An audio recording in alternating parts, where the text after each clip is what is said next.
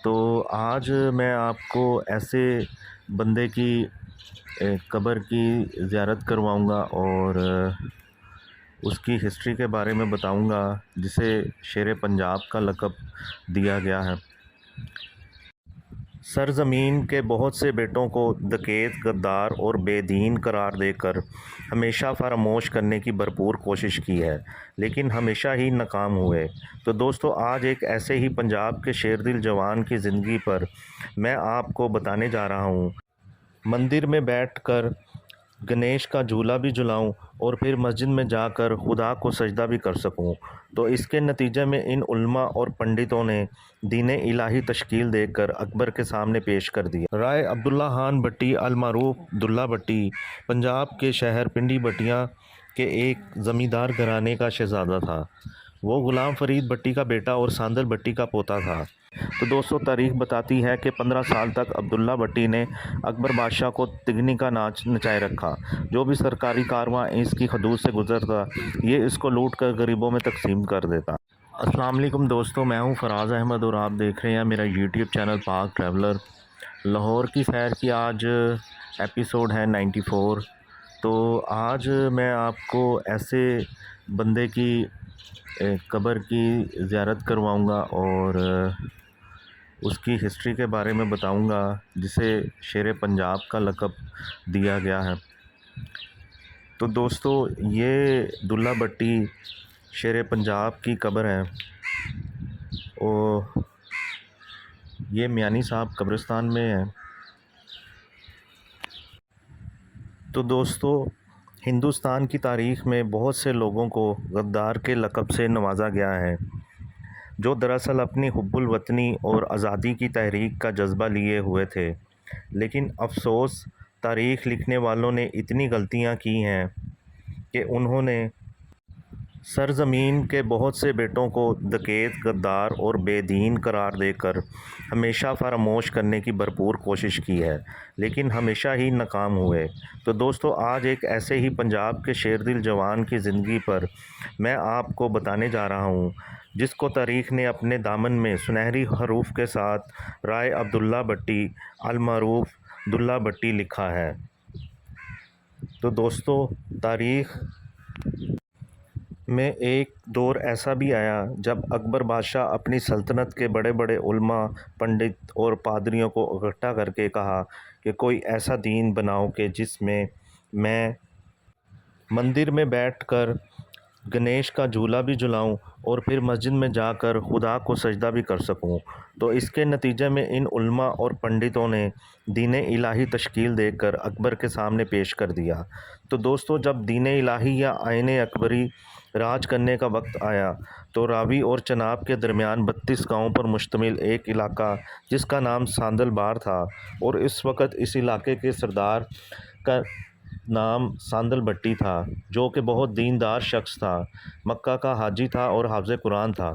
وہ پہلا شخص تھا جس نے دین اکبری کو رد کر دیا۔ تو اس کے بدلے میں اکبر بادشاہ نے ساندل بھٹی کا سر قلم کروا دیا اور اس کی لاش کو بوری میں ڈال کر ساندل بھٹی کے آبائی گاؤں پنڈی بٹیا میں بھیجا۔ اپنے والد کی لاش کو اس حالت میں دیکھ کر فرید بھٹی نے فیصلہ کیا کہ میں مغلوں کی اس گستاخی کو کبھی نہیں بھلاؤں گا، اور یہ کہتے ہوئے اس کی تلوار مغلوں کے خلاف اٹھ کھڑی ہوئی اور کافی عرصے تک وہ یہ لڑائی لڑتا رہا۔ تو دوستو، اسی دوران فرید بھٹی کی شادی چنوٹ کے بہت بڑے خاندان میں طے پا گئی۔ رحمت خان چنوٹ کا مالک تھا اور اس نے اپنی اکلوتی بہن کو غلام فرید کے نکاح میں دے دیا۔ فرید بھٹی اپنی شادی کے 9 یا 10 ماہ کے بعد غداری کے الزام میں گرفتار ہوا اور اس کو پھانسی دے کر اس کی لاش لاہور میں چبرجی کے مقام پر چوک میں عبرت بنا کر لٹکا دیا گیا، تاکہ دوبارہ کوئی مغلوں کے خلاف بغاوت کی جرات نہ کر سکے۔ تو غلام فرید کی موت کے 12 دن بعد 1547 میں اس کی بیوی کے دامن میں اللہ نے ایک چاند سا بیٹا عطا کیا، جس کا نام عبداللہ بھٹی رکھا گیا۔ رائے عبداللہ خان بھٹی المعروف دلہ بھٹی پنجاب کے شہر پنڈی بٹیا کے ایک زمیندار گھرانے کا شہزادہ تھا۔ وہ غلام فرید بھٹی کا بیٹا اور ساندل بھٹی کا پوتا تھا، اور دلہ بھٹی کا تعلق راجپوتوں کے بہت بڑے خاندان بھٹی سے تھا۔ تو دوستو دلہ بھٹی کو اس کی ماں نے اسے باپ دادا کی دشمنی کے بارے میں کچھ بھی نہ بتایا، یہاں تک کہ ساندل بہار کے 32 گاؤں میں دلہ بھٹی ہنستا کھیلتا جوان ہو گیا۔ لیکن ایک دن ایسا آیا کہ سچ دلہ بھٹی پر آیا ہوا، جب جلال بھٹی جو کہ دلہ بھٹی کا ایک رشتہ دار تھا، اس نے اسے بتایا کہ تو بڑا دلہ بھٹی بنا پھرتا ہے، کبھی ادھر کبھی ادھر، یہ بھی پتہ ہے کہ تیرے باپ کی لاش 3 دن تک چبرجی میں لٹکی رہی، اور اس کے ساتھ اس کے باپ دادا سے ہوئے مظالم کا تمام واقعہ بیان کر ڈالا۔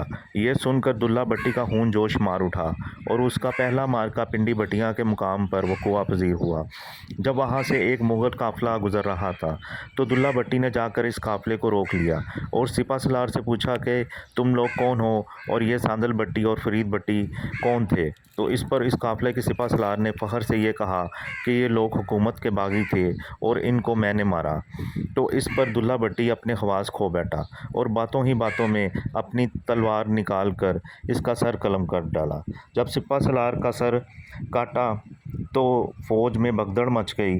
تو پھر عبداللہ بھٹی المعروف دلہ بھٹی نے کٹے ہوئے سر کو اٹھایا اور اس قافلے میں موجود اکبر کے تاریخ دان کے حوالے کر دیا اور ساتھ میں پیغام دیا کہ اکبر کو جا کر کہنا کہ پنڈی بٹیا میں پھر ایک ماں نے ایک شیر پیدا کیا ہے کہ جو نہ تو تیرا قانون مانتا ہے اور نہ تیرا دین، جو تو نے اسلام کے مقابلے میں رائج کر رکھا ہے، اور نہ ہم آج کے بعد اکبر بادشاہ کو ٹیکس دیں گے، کیونکہ ان زمینوں کے مالک ہم ہیں اور فصلیں بھی ہم خود اگاتے ہیں۔ تو دوستو تاریخ بتاتی ہے کہ 15 سال تک عبداللہ بھٹی نے اکبر بادشاہ کو تگنی کا ناچ نچائے رکھا۔ جو بھی سرکاری کارواں اس کی حدود سے گزرتا یہ اس کو لوٹ کر غریبوں میں تقسیم کر دیتا، اور ساندل بہار کے علاقے میں جو مغلوں کے وفادار تھے ان سے خراج وصول کیا کرتا تھا۔ ان 15 سالوں میں ساندل بہار کا علاقہ مغلوں کے لیے علاقہ غیر بنا رہا، اور ایک دن شہزادہ سلیم شکار کرتے ہوئے غلطی سے اس کے علاقے میں آ گیا تو ساندل بہار کے بھٹیوں نے اسے پکڑ کر عبداللہ بھٹی کے پاس لے آئے۔ تو اس پر دلہ بھٹی نے کہا کہ میری دشمنی اکبر سے ہے، اس کی اولاد سے نہیں، یہ کہہ کر اسے چھوڑ دیا۔ تو دوستو دلہ بھٹی نے مغلوں کو اتنا تنگ کیا کہ انہوں نے اپنا دارالحکومت دلی سے تبدیل کر لاہور کو بنا دیا گیا، اور 15 سال تک لاہور مغلیہ سلطنت کا دارالحکومت رہا۔ مشہور دانشور شبیر حسین بھٹی اپنی کتاب تاریخ دلہ بھٹی میں لکھتے ہیں کہ اکبر بادشاہ ایک دفعہ خود رائے عبداللہ بھٹی کے علاقے میں پکڑا گیا۔ جب اس کو دلہ بھٹی کے پاس لے گئے تو دلہ بھٹی نے اس سے پوچھا کہ تم کون ہو؟ اس پر اکبر بادشاہ نے جواب دیا کہ جناب میں تو ایک درباری بانڈ ہوں، میں شہنشاہ نہیں ہوں۔ تو اس پر رائے عبداللہ بھٹی نے جواب دیا کہ اگر تو تم واقعی ہی بانڈ ہو تو یہ بہت افسوس کی بات ہے کہ میں نے ایک غلط آدمی کو پکڑ لیا اور میں بے گناہوں کا خون نہیں بہاتا، لیکن اگر تم سچ مچ اکبر بادشاہ ہو اور تم میراثی بن کے بچ رہے ہو، تمہاری اس سے بڑھ کر تذلیل کیا ہوگی، تو میں نے تمہیں معاف کیا۔ تو دوستو اس واقعے کے بعد اکبر بادشاہ نے چند شرفا کی مدد حاصل کی اور صلح کے بہانے دلہ بھٹی کو اپنے دربار میں بلوایا۔ تو دربار میں پہنچنے پر دلہ بھٹی نے اپنا تعارف کچھ یوں کروایا: نام دلہ بھٹی، اسم گرامی فرید بھٹی، واسطہ مذاکرات اکبر بادشاہ کے دربار میں حاضر ہوں۔ اس پر اکبر بادشاہ بولا کہ مذاکرات تو برابر والوں میں ہوتے ہیں، لیکن تم ہمارے ملک کے رہنے والے ہو، اس لیے شہزادہ سلیم اور مرزا غلام دین کے کہنے پر جو تم مانگتے ہو تمہیں دینے کو تیار ہیں، لیکن اس کے ساتھ تمہیں ہمارا قانون ماننا پڑے گا اور ہمارے بنائے گئے دین الہی کو تسلیم کر کے مجھے سجدہ کرنا ہوگا۔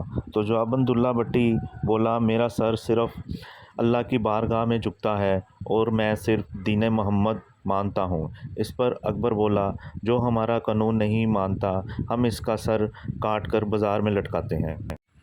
تو رائے عبداللہ بھٹی نے اس پر کیا خوب جواب دیا کہ ہم اس ہستی کے ماننے والے ہیں جس نے حق کی خاطر کربلا میں اپنا سر کٹا دیا۔ اکبر بادشاہ نے کہا وہ حق اور باطل کی جنگ تھی۔ بھٹی نے جواب دیا کہ یہ ظالم اور مظلوم کی جنگ ہے۔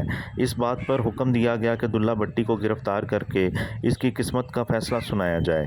تو قاضی نے تاریخ ساز فیصلہ سناتے ہوئے کہا تھا عبداللہ بھٹی اسم گرامی غلام فرید بھٹی ساکن پنڈی بٹیا کو کئی جرنیل مارنے اور سرکاری خزانے کو لوٹنے کے جرم میں پھانسی کی سزا دی جاتی ہے، اور یہ پھانسی گوڑا منڈی دہلی دروازے پر 26 مارچ سن 1599 میں دی جائے گی۔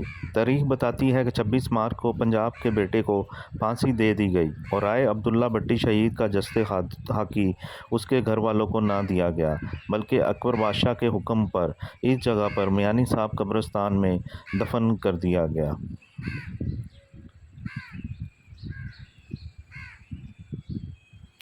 تو دوستو یہ تھی لاہور کی سیر کی ایپیسوڈ نمبر 94، جو کہ شہید رائے عبداللہ خان بٹی المعروف دلہ بٹی کی شخصیت پر بنائی گئی اور ان کی ہسٹری کے بارے میں آپ کو بتایا گیا۔